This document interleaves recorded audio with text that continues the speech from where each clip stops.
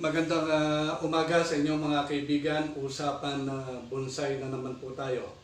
Ang nasa harapan po nyo ay tinatawag na elephant bush. At kung tawagin din siya ay jade. So, sa ibang bansa, kung tawagin siya ay Portulacaria apra. At ganito kaliliit ang mga dahon ng jade. Tinatawag din ito sa Pilipinas na money plant. So itong jade na to ay merong variety na mas malaki ang dahon dito. Ito yung jadelet na tinatawag. At yung isa na mas malaki yung dahon dito, yun yung tinatawag na Crassula obata. So itong gagawin natin dito sa jade plant na ito, itinanim ko ito noong pandemic 2022. Medyo pricey itong halaman na ito dahil matagal siyang maging bushy o lumago. Kaya medyo pricey ito. At ito ay galing pa sa in-order ko po ito sa Benguet. Yung mga kaibigan ko doon na nagtatanim ng mga iba't ibang klase ng succulents. Ito po ay pamilya ng succulents.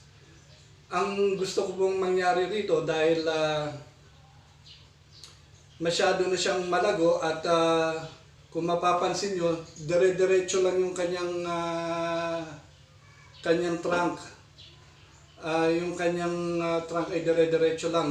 Kumbaga, kokonti yung mga sanga niya.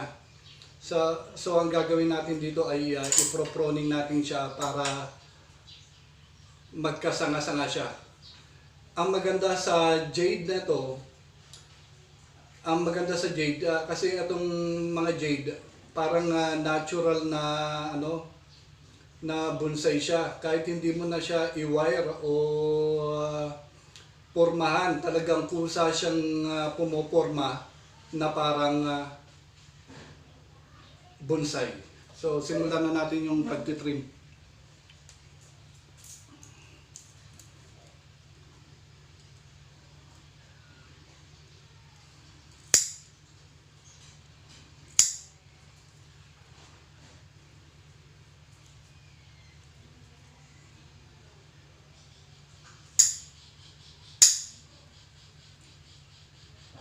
I-trim natin ito para magkaugad siya, magkasanga siya ng marami ang haba.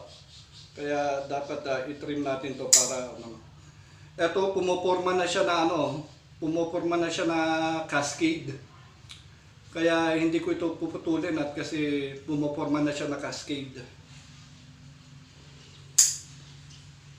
At yung mga pinagputulan nyo, huwag nyong itatapon. I-air dry lang nyo. Yung pag-air dry nito, etong mga pinutol natin na yan, dapat ma-air dry yan. Kasi kung itutusok mo siya ng diretso, may possibility na mabulok siya. Kaya i-air dry mo muna siya para matuyo yung kanyang pinagputulan at saka itusok. Siguradong mabubuhay yun.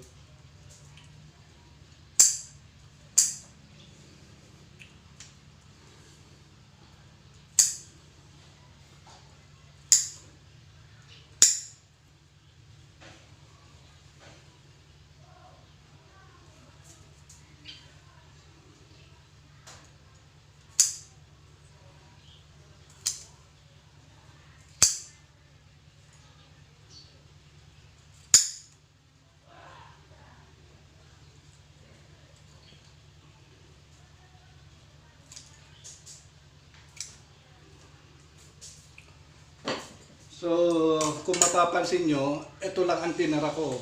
Kasi may nagpoporma na siya na cascade style ng bonsai. Ito rin, pumuporma na rin siya na cascade na forma ng bonsai. So, alin man sa tatlo na to ang magbigay ng magandang forma, yun ang gagawin kong cascade.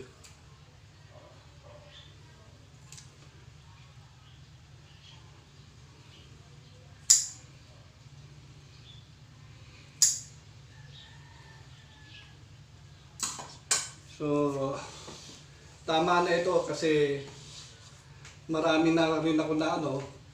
At itong mga pinagputulan ko nito, sasanga at sasanga yan. Magbibigay siya ng maraming sanga. So, sa ngayon, di pa siya natin makikita ng forma maganda. Ganun po talaga ang pagbobonsai. Long process po. At sana may natutunan po kayo sa content na ginawa ko. At huwag po niyong kalimutan i-like at i-share ang mga content na ginagawa ko. Salamat po.